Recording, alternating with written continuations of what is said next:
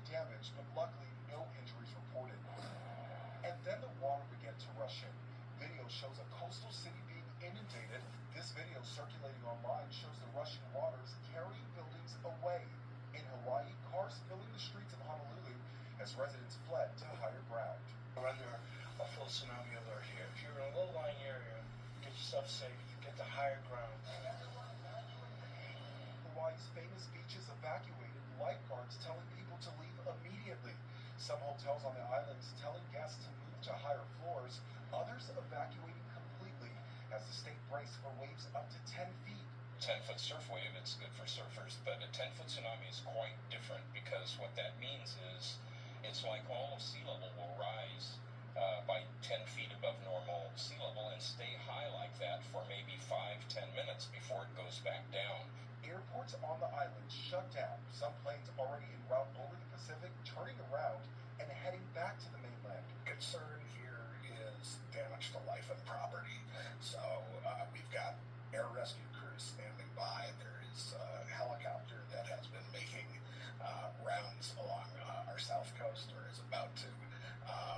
Some of these areas are quite isolated, and if people made the decision to try and ride it out and they are caught up in the floodwaters, they could be swept out into the ocean when the tsunami waves recede.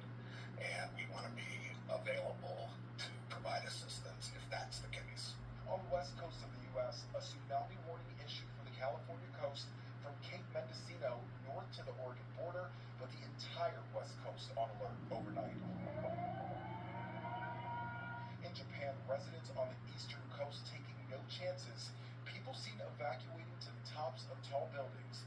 A few hours after the quake, the first waves battered Japan's coast.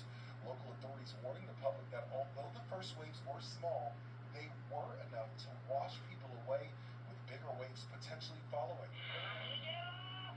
Many of those evacuating are still haunted by the memory of the 2011 earthquake and tsunami that killed nearly 20,000 people and caused a nuclear meltdown at the Fukushima power plant.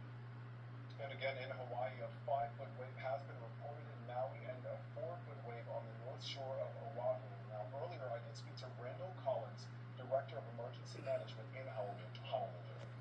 We had a very aggressive preparedness plan and marking where those tsunami zones are, and you can drive around here in Honolulu and see those signs all over the island and know where those tsunami zones are, so people know where they should be safe and where they need to evacuate from.